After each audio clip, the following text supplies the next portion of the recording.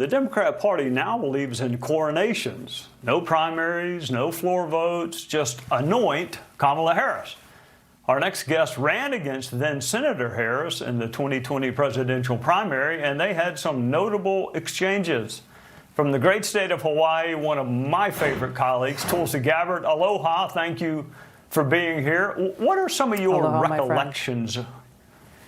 Aloha, my friend. What are some of your recollections of running against then Senator Kamala Harris? Well, she's the same person today now as she was then and as she always has been, Trey. And this is frankly what makes her an even more dangerous potential president than President Biden has been. And I think it's important for us to focus on this as they've made this change midstream. And the reason why she's more dangerous is because she is an ideologue. And her ideology is rooted in extreme policies that are far worse for our country than Joe Biden's have ever been. And I'll point to two major examples. The border is one of them. She really believes that the real problem with our open borders and this massive illegal immigration is crime and poverty in other countries. And so therefore, she believes that instead of taking immediate action to secure our border, she must first go and solve poverty and crime, not only in Central and South America, but in countries around the world, because this is who we have flooding across our borders now, people from all over the world. Obviously, this is a very, very dangerous idea. And secondly, she has already shown in the Biden-Harris administration that she is not going to hesitate to weaponize the Department of Justice and law enforcement to go after her political opponents, to get what she wants. And so what we've seen over the last 3.5 years has been so brazen in their abuse of power. It will be worse with Kamala Harris, who herself touts her record and what kind of president she will be as a prosecutor president, when we already know she will be a corrupt prosecutor president. I watched you with my own two eyes go toe-to-toe, eyeball to eyeball with some of the so-called Democrat Party leaders about the way they were kind of coronating Hillary Clinton. Why not have a convention? Why not let others run? I mean, it's not like she finished a close second to Biden. She got the same number of delegates I got, and I didn't even run. That says more about you, my friend.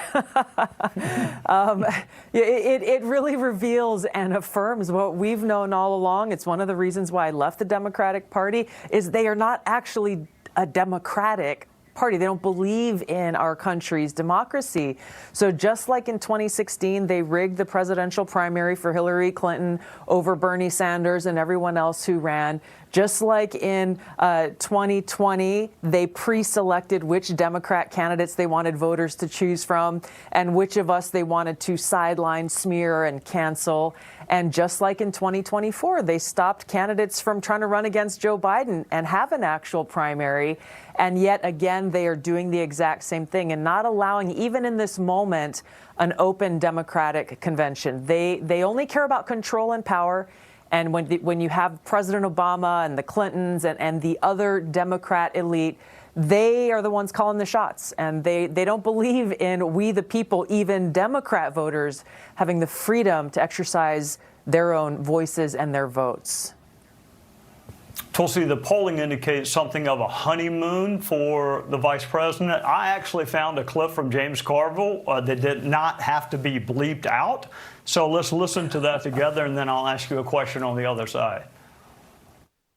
I have to be the skunk at the garden party. This kind of giddy elation is not going to be very helpful much longer, because that's not what we're going to be faced with. Every year people gather to play fantasy basketball or fantasy football or whatever, and you get to pick the best players on the team. The Democratic Party has that type of opportunity, but they seem to be squandering it by taking a lesser pick. I'm not sure they should have picked Kamala. In the perfect world, I might have had more of an open audition process. I still rate him a pretty substantial favorite in this race, just because of the electoral challenges. We've only got about 30 seconds, so I'll ask you a quick question. Where, in your judgment, is she most vulnerable in the eyes of voters? She is incapable and unqualified to be president and commander-in-chief, and her record shows that. The truth shows that. The reality is, though, that whether it's Kamala Harris or any other Democrat that the elite would choose, they would all be the same. They would all pose the same direct danger and threat to our fundamental rights and freedoms in our country, because it's coming from people who care about their own power and they don't care about the country and our Constitution. That's what every voter needs to remember as we head towards this election in November. Well, you, Tulsi, are the reason I watched a Democrat debate. I usually don't watch Democrat primary debates, but you're the reason I did watch it. And I thought you acquitted yourself quite well in your exchanges with the now vice president, as you always do. Thank you for joining us on a Sunday night. Great to see you. Thank you.